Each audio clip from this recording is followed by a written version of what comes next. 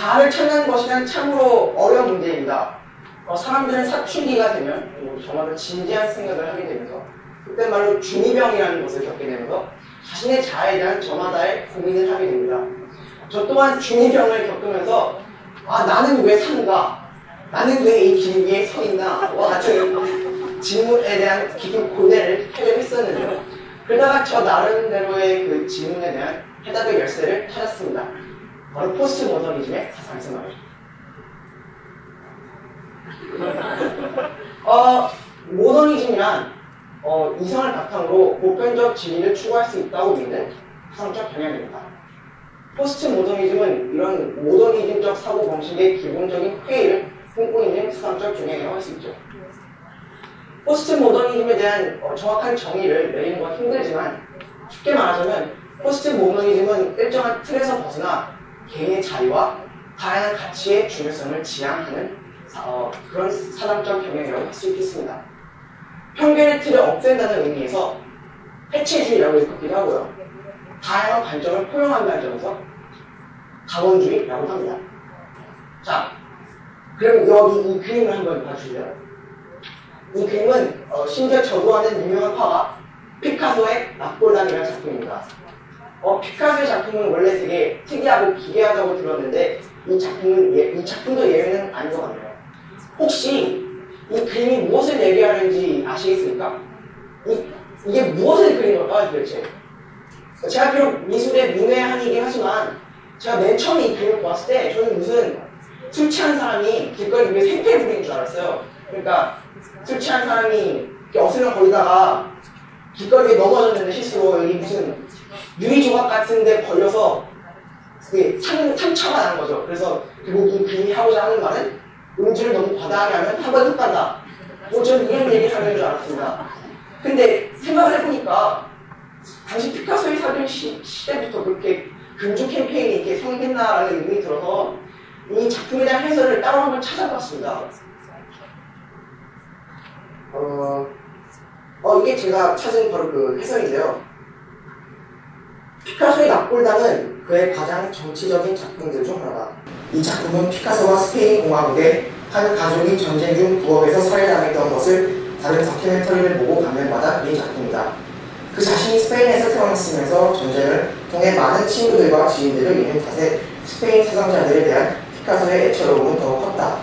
이 그림은 피카소가 세계 제2차 대전 중 프랑스에서 죽임을 당한 한 스페인 병사의 모습을 그려낸 것이다. 좋습니다. 이 아저씨는 술주정뱅이가 아닌 한 스페인 병사셨고 저의 예리한 예상이 약간 비난한 것 같습니다.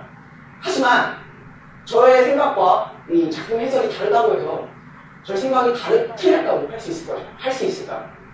사실 다원주의적 관점에서 보면 하나의 답이라는 게 없기 때문에 저의 생각을 보고 만약 틀렸다고는 할 수 없을 것 같습니다. 물론 작가의 의도를 파악하는 것은 중요합니다. 하지만 문학이나 예술 작품은 작가와 사람들의 교감을 통해 완성된다는 말이 있지 않습니까? 그런 의미에서 보았을 때 사람들 저마다의 생각은 비록 전문가들의 것들과 다를지라도 감상으로서의 가치가 충분히 존재한다는 것이죠. 틀에 박힌 이성주의자들이 아니야, 그것은 틀린 해석이야 라고 손을 내민다면 포스트 모더니즘은 언제나 모든 사람들의 생각에 귀를 기울일 것이라는 것입니다. 그래서 말인데 혹시 남자친구나 여자친구와 피카소 전시회 가서 이 작품 무슨 뜻이야? 라는 질문을 받는다면 당황하지 마시고 그냥 자신의 생각을 당당하게 말하세요. 기쁨의 겨운 한 여인의 아름다운 미소를 그려내고 있는 것 같아 라고 자신있게 외친 작품이 비록 피카소의 우는 여인일지언정 미술의 산까지 답이 있는 것이 아니야 라고 멋있게 앨범 부르면 그만입니다. 어쨌든 다시 본론으로 돌아가서 포스트 모더니즘은 자칫 잘못하면 그 모함에 갇히게 되는 운명이 발생할 수 있습니다. 사실 포스트 모더니즘은 모든 것을 받아들인다는 그 모함 탓에 지속적으로 비판을 받아왔습니다. 서로 다른 패러다임이 부딪히는 상황에서 혹은 서로 다른 의견이 부딪히는 상황에서 포스트 모더니즘은 효과적인 해결 방안을 제시하지 못한다는 것입니다. 예컨대 1 더하기 1은 3이라고 주장하는 사람과 1 더하기 1은 4라고 주장하는 사람이 서로 싸운다면 1 더하기 1은 3도 되고 4도 돼! 라는 결론이 나온다는 것입니다. 물론 멍청할 수는 없죠. 하지만 이것은 포스트 모더니즘의 의도를 잘못 헤아림돼서 비롯된 것입니다. 여러분, 갈릴레오 갈릴레이 모두 아시죠? 당시 갈릴레오가 살던 시절 그 시대 대부분의 사람들은 태양이 지구를 돌고 있다고 믿었습니다. 갈릴레오 혼자 지구가 태양을 돈다는 사실을 알고 있었죠. 하지만 그 당시 사람들은 갈릴레오를 바보 취급하며 그의 말은 들으려고조차 하지 않았습니다. 결국 불쌍한 갈릴레오는 죽을 때까지 바보 취급을 받으며 살아갔죠. 지금 와서는 현대 물리학의 아버지라고 불리는 그 위대한 갈릴레오가 말입니다. 만약 그 시대 사람들이 갈릴레오의 말에 조금이라도 귀를 기울이고 있다면 어떻게 됐을까? 과학의 발전이 조금이나마 더 빨라지지 않았을까라는 생각을 해보게 됩니다. 마찬가지로 아까 1-1은 3이라고 주장하는 사람과 1-1은 4라고 주장하는 사람을 우리는 그들을 바보라고 여길 경우는 그들의 의견에 귀를 기울일 준비가 때문에 그렇습니다. 포스트 모더니즘의 진정한 가치는 바로 가능성의 힘이십니다. 그렇다면 나의 정체성을 포스트 모더니즘적 관점에서 보면 어떻게 될까요? 나라는 사람은 한 가지가 있는 것이 아닙니다.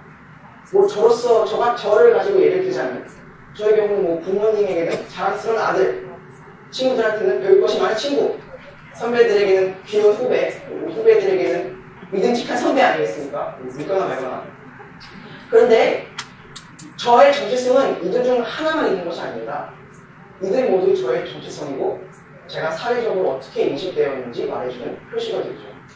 아까 저희가 피카소의 그 미술작품을 보고 정말 감상평을 냈던 것처럼 그들이 생각하는 저는 그들에게 있어서 저의 정체성이 됩니다. 하지만 단순한 사회적 인식을 통한 정체성은 그 방향성을 잃게 됩니다. 사실 사람들은 좀 더 근본적인 질문을 하고 싶겠죠. 가치관, 사상, 세계관의 관점에서 나는 누구인가 이런 질문을 말합니다. 하지만 이것 또한 단순한 인식의 문제입니다. 그러나 이것은 사회적 인식이 아닌 나 자신의 자주적인 인식을 요구합니다. 쉽게 말하자면 내가 내 자신을 어떻게 생각하느냐는 것이죠. 예를 들자면 내가 내 자신을 용기 있는 사람이라고 생각한다면 나는 용기 있는 사람인 겁니다. 다른 사람들이 나를 겁쟁이라고 생각한다면 걱정하지 마세요. 물론 주변 사람들의 의견도 중요하고 전문가들의 의견도 중요하지만 가장 중요한 것은 내가 어떻게 생각하느냐입니다.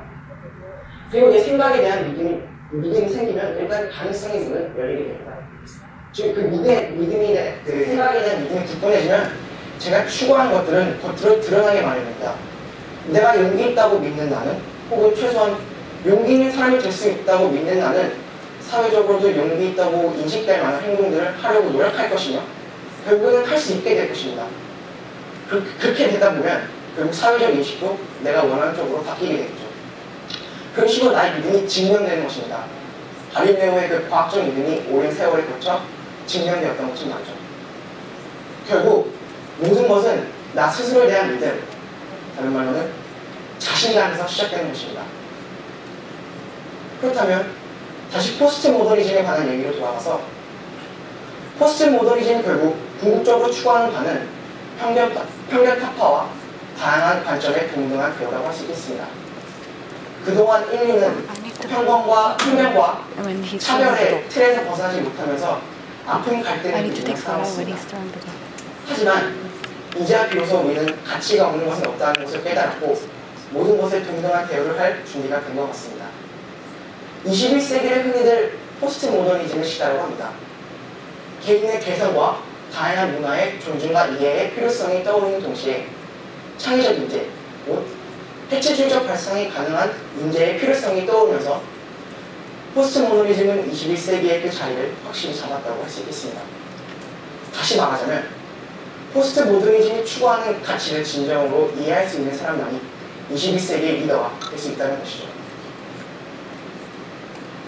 21세기의 리더는 언제나 가치의 정체성을 인지하고 귀를 기울일 준비가 되어 있어야 할 것입니다. 편견에 갇히지 않고 항상 새로운 발걸음을 내딜 준비가 되어 있는 사람, 그것이 바로 제가 추구하는 인재상이기도 합니다.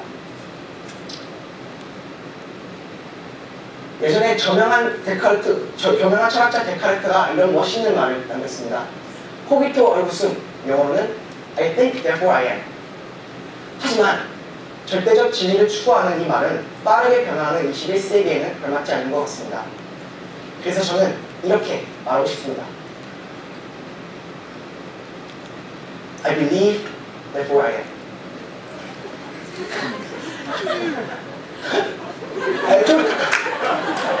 좀 오글거리긴 한데 생각해보면 맞는 말이에요. 왜냐하면 나 자신은 결국 내가 믿고 추구하는 바니까요. 저는 21세기 글로벌 리더의 이 세상을 나를 추구하고 있고 저 자신도 언젠간 그렇게 될 수 있으리라 믿고 있습니다. 저의 그 믿음이 가버리지 않는 한 언젠간 글로벌 리더의 모습으로 거듭날 수 있도록 노력하고 싶습니다. 들어주셔서 감사합니다.